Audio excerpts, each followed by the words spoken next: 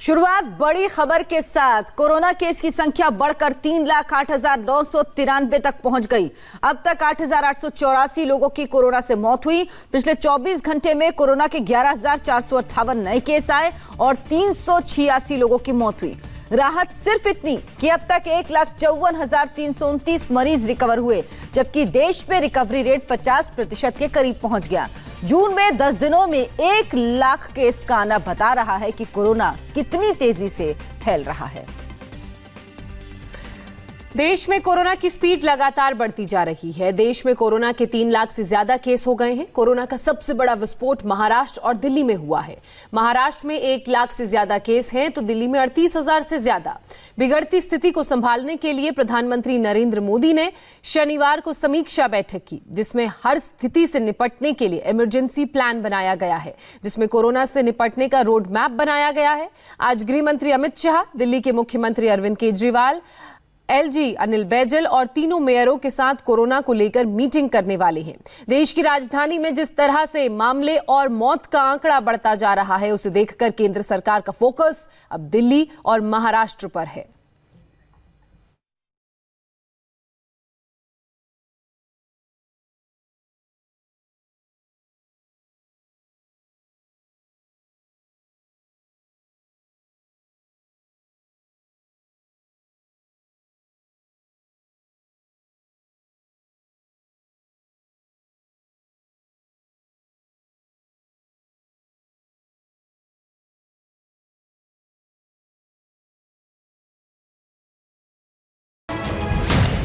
मौत का आंकड़ा 8,884 पहुंच गया है।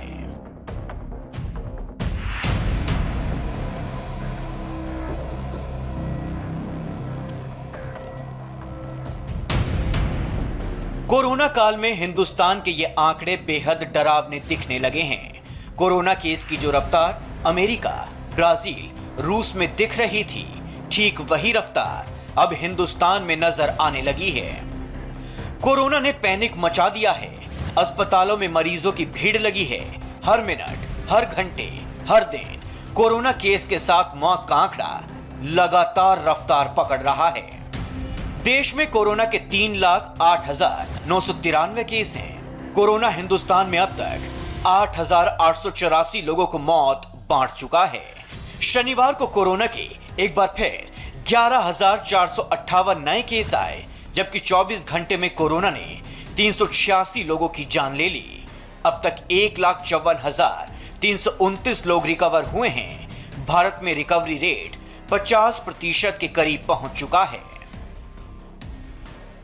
कोरोना सीरियल किलर बन चुका है। कब किस पर अटैक करेगा, ये ना तो सरकार को पता है, ना देश के आम नागरिक को। यही वजह है कि पीएम मोदी से लेकर गृह मंत्री अमित शाह ने कमान खुद अपने हाथों में ले ली है। प्रधानमंत्री ने कोरोना को लेकर शनिवार को विशेष मीटिंग बुलाई, जिसमें कोरोना के बढ़ते केसेस पर पूरी डिटेल रिपोर्ट समझी गई।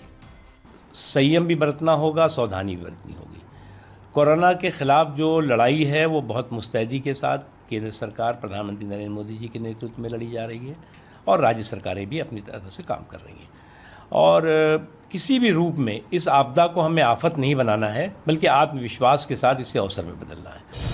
प्रधानमंत्री ने गृह मंत्री अमित शाह, स्वास्थ्य मंत्री doctor Harshvardhan, principal secretary, cabinet secretary, health secretary और आईसीएमआर के महानिदेशक के साथ साथ कोरोना पर बने एम्पावर्ड ग्रुप के कन्वीनर और नीति आयोग के मेंबर डॉक्टर विनोद पाल ने प्रधानमंत्री के सामने कोरोना पर प्रेजेंटेशन दिया। पीएम मोदी ने स्थिति की गंभीरता को समझते हुए कई निर्देश दिए हैं ताकि कोरोना से फुल एंड फाइनल लड़ाई लड़ी जा सके। कोरोना से मुकाबले के लिए पीएम ने योजना बनाने को कहा है। दिल्ली को लेकर पीएम मोदी ने गृह मंत्री को निर्देश दिए हैं। आज गृह मंत्री अमित शाह दिल्ली के एलजी, मुख्यमंत्री और एमसीडी के तीनों मेयर के साथ मीटिंग करेंगे। पीएम ने निर्देश दिए हैं कि कोरोना की रोकथाम और लोगों को स्वास्थ्य सुविधा मुहैया कराने के लिए संयुक्त योजना तैयार की जाए। कोरोना को हराना है तो देश के टॉप 5 राज्यों पर फोकस करना होगा।